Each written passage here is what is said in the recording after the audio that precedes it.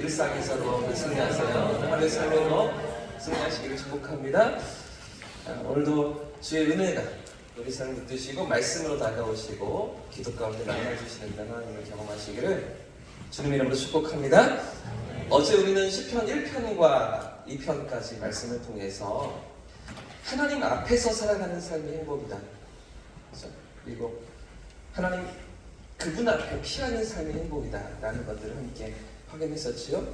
내가 나의 주인이 되어서 살아가는 것이 아니라 하나님의 하나님 되심을 인정하면서 예수님의 왕 되심을 고백하면서 그 안에 살아가는 것이 행복이다 라는 말씀을 함께 시편에서 확인해 보았었습니다. 그런다면 방금 우리가 읽은 시편 3편 본문은 우리 삶이 위기를 만날 때, 우리 삶에 장애물이 찾아올 때, 그때 그 삶의 자리에서 다시 하나님을 바라보는 비결이 무엇인지, 믿음으로 나아가는 비결이 무엇인지를 시편 3편이 가르쳐주고 있는데요. 오늘 새벽에도 우리의 삶을 붙드시는 하나님을 경험하시기를 축복합니다. 여러분, 영화에 자주 등장하는 금문교를 아십니까? 골든 게이트 브릿지 아십니까? 젊은이들이나 영화를 좋아하시는 분들은 많이 보셨을 텐데요. 샌프란시스코 미국의 그 바닷가 위에 세워진 그런 다리입니다. 2.7km나 되는 긴 거리에 바다 위에 세워져 있는 다리거든요. 2,700m입니다. 이 금문교는 세계에서 아주 아름다운 다리로 손꼽히는 그런 다리인데요. 높이가 227m인 탑들이 쭉 늘어서 있습니다. 바다 위 탑들이 세워져 있어서 그 위에 2.77km의 다리가 이어져 있고요. 이 탑들에서 케이블이 늘어져 있는 그 케이블들이 다리를 연결하고 있어서 현수교로 만들어져 있는데요. 이 금문교를 만들 때 엔지니어들이 어디에서 아이디어를 얻었는지 여러분 아십니까? 이 금문교가 만들어질 때 어떻게 이런 다리를 바다 위에, 그것도 2,700m나 되는 긴 거리를 만들 수 있었는지 아십니까? 레드우드라는 무려 2,000년이 된 오래된 나무에서 영감을 얻었다고 합니다.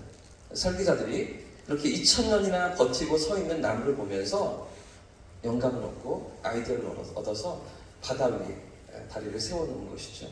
세 가지 특징을 이 엔지니어들이 발견했다고 하는데, 첫 번째는 이 레드우드라는 나무가 다른 나무들보다 뿌리가 아주 깊이 박혀 있더라는 거죠.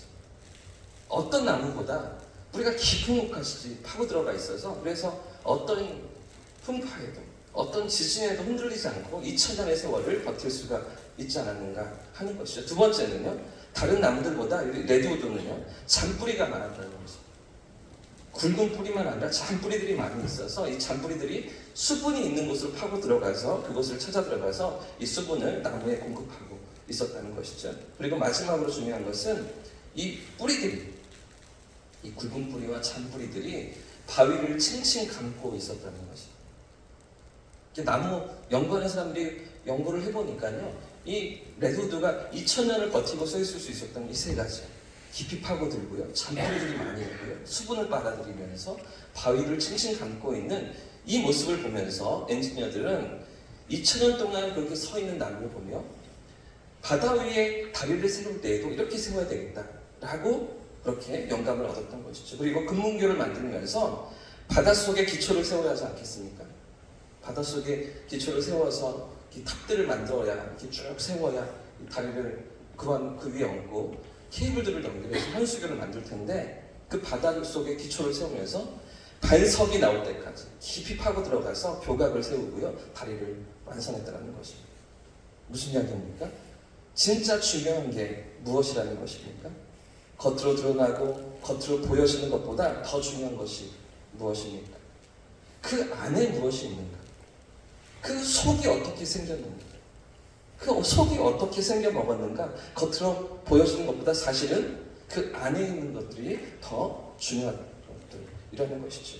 여러분, 중국말을 아십니까? 중국말. 예, 말의 한 종류가 아니고요, 전혀 이렇게 모른다 이런 표정들이 있는데요. 중요한 건 꺾이지 않는 마음이다. 이런 요즘 MZ세대들 쓰는 단어입니다. 한번 따라해 보실까요? 중국말. 네, MZ세대 같으십니다. 어색해 보이시는데요. 어떤 상황이나 힘든 상황에도 희망을 갖고 포기하지 말고 노력해라. 중요한 건 꺾이지 않는 마음이다. 이런 말들을 요즘 MZ세대들이 이렇게 축약해서 줄여서 사용하는 것이죠. 중요한 게 무엇이라고요? 마음이요. 마음을 놓치지 않는 것, 마음을 잃지 않는 것. 요즘 MZ세대들도 다 알고 있는 거죠. 오늘 본문에도 이런 상황에 놓여져 있는 한 사람이 등장하고 있습니다. 이 중심을 빼앗기지 않기 위해서 마치 2000년을 버틴 그 나무처럼 마음을 지키기 위해서 몸부림치는 한 사람이 등장하고 있는데요. 그 사람이 누구입니까? 그럼 본문을 보시면 누군지 찾아내기가 쉽지가 않습니다. 1절부터 8절까지 우리 말씀을 읽었는데 주인공이 누구인지, 화자가 누구인지 잘 확인할 수가 없습니다. 하지만 한 곳을 보시면 쉽게 발견할 수가 있는데요. 그 힌트가 어디에 있습니까? 바로 표제이죠. 표제. 제목에 있습니다. 그래서 우리가 이 시편을 읽을 때 가장 먼저 살펴봐야 할 것은 어떤 상황 가운데 이 찬양이 하나님께 올려지고 있는가 확인해 봐야 하는 것입니다.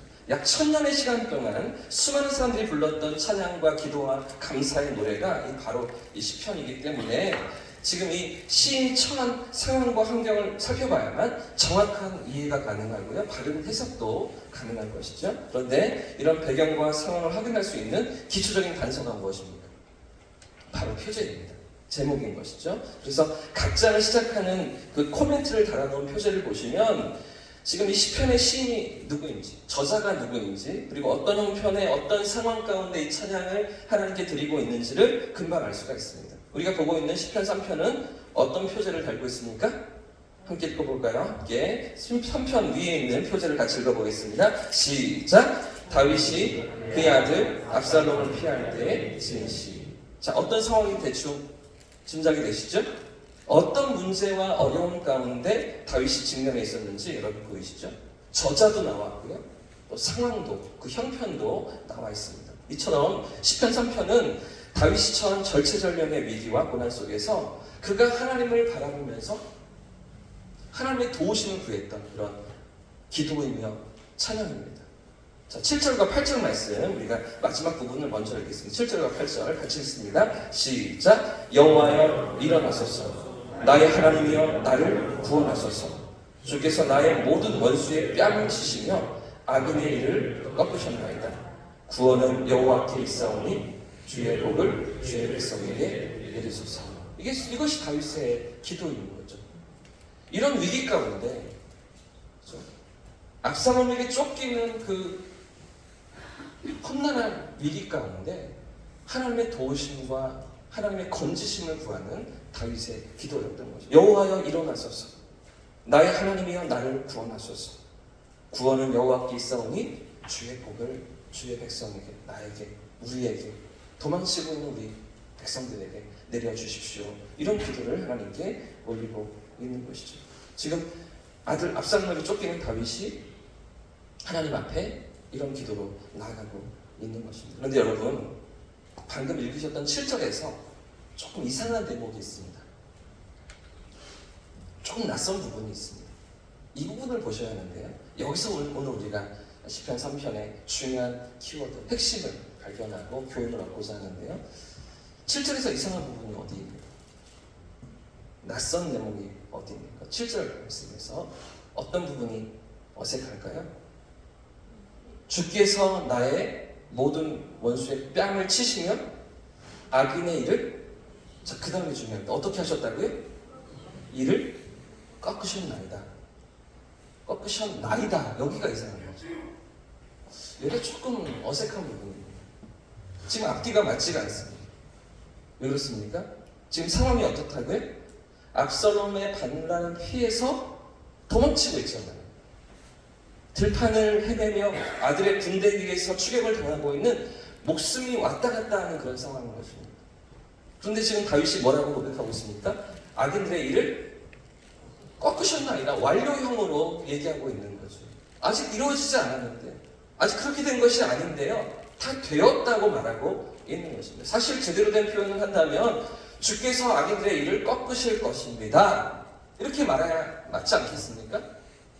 악인들의 일을 꺾어주십시오. 이렇게 해야 맞는 것이 아니겠습니까? 그러니까 미래형이나 청유형으로 그렇게 기도해야 맞는 것일 텐데 지금 다윗은 그런 미래형이나 청유형이 아니라 완료형으로 표현하고 있는 것이죠.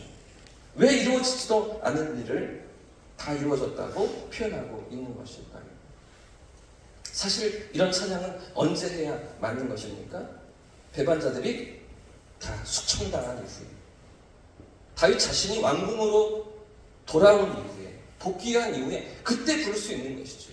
지금 시편 3편 표제처럼 압살롬에게 쫓길 때 지은 시, 쫓기면서는 이런 고백이 지금은 맞지가 않는 것입니다. 다 모든 상황이 정리되고서야 부를 수 있는 그런 찬양을, 그런 고백을 다윗이 하나님 앞에 올려드리고 있는 것이죠. 그런데도 왜 다윗은 이미 원수의 뺨을 치시며 악인들을 심판하셨다고 다윗이 하나님을 찬양하고 있는 것입니까? 자, 그뿐이 아닙니다. 지금 다윗은 너무나 큰 위기에 봉착하고 있었는데요. 자, 1절과 2절 말씀도 같이 한번 읽어보겠습니다. 1절과 2절 시작. 여호와 나의 대적이여 어찌 그리 많은지요. 일어나 나를 치는 자가 많으니이다. 많은 사람이 나를 대적하여 말하기를 그는 하나님께 구원을 받지 못한다 하나이다. 지금 다윗이 어떤 상황에 있습니까?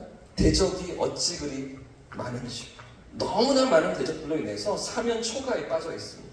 옴짝달싹 할 수 없는 그런 사방이 막혀있는 상황 가운데 던져져 있는 것이죠. 심지어 원수들이 조롱하면서 비웃기를 너 이런 신세가 되었는데도 하나님 도와주시지 않잖아. 너 이런 위기 가운데 있는데도 하나님 나타나시지 않잖아. 하나님 너를 버리신 거야. 하나님 너를 잊으신 거야. 이런 저주하는 소리를 들으면서 수치와 수모를 당하는 자리에 다윗이 있던 것이죠. 그런데 이런 상황에서 어떻게 다윗이 반응합니까? 어떻게 고백합니까? 이미 나의 하나님께서 원수들의 뺨을 치시며 악인들을 심판하셨다고 찬양하는 것이죠. 이미 하나님의 일하심이 시작되었다고 고백하고 있는 것입니다. 어떻게 이런 고백이 가능할까요? 어떻게 이런 찬양이 가능한 것입니까? 지금까지 하나님이 함께하셨기 때문이죠. 할렐루야! 여기까지 하나님이 인도하셨기 때문에, 지금까지도 하나님이 내 삶을 건지셨고 지키셨고 보호하셨고 인도하셨던 것이죠. 그 하나님의 은혜 손길이 오늘도 내 삶을 붙드시며 이 위기 가운데서도, 이 처한 환경 가운데서도, 이 절체절명의 모든 고난 가운데서도 여전히 지키시며 여전히 인도하시는 살아계신 하나님이시기 때문입니다. 그렇기 때문에 지금 당장은 위기이고 어려움이고 괴로움이며 아픔이지만, 그러나 그 가운데서도 누가 함께하고 계시는 것입니다. 다윗의 이 기도를 들으시는 하나님이 함께하고 계시는 것입니다. 이 찬양을 올릴 수 있는 그 하나님이 들으시고 기억하시며 나와 함께하고 계신다는 것입니다. 그 하나님을 바라보기에, 그 하나님을 신뢰하기에 이런 믿음의 고백으로 꺾으셨습니다. 이미 꺾어 놓으셨습니다. 이미 이루실 것입니다. 이미 나와 함께 하실 것입니다. 내 삶을 지키실 것입니다. 이 위기에서도 건지실 것입니다. 도우실 것입니다. 확신하며 신뢰하는 고백으로 하나님 앞에 나아갔던 것이죠. 그래서 3절에도 보시면 다윗이 이렇게 찬양하는데요. 3절 말씀도 같이 읽겠습니다. 시작. 여호와여 주는 나는 나의 방패시요 나의 영광이시요 나의 머리를 드시는 자이십니다. 할렐루야. 주는 나의 방패가 되어주십니다. 나의 영광이 되어주십니다. 나의 머리를 드시는 하나님이십니다. 이런 고백을 하는 것이죠. 만약 이런 상황에 우리가 처해 있었다면 어떻게 기도할까요? 하나님, 나의 방패가 되어주셔야 합니다. 하나님, 나를 지켜주셔야 합니다. 하나님, 나의 영광이 되어주셔야 합니다. 하나님, 이번에도 도와주십시오.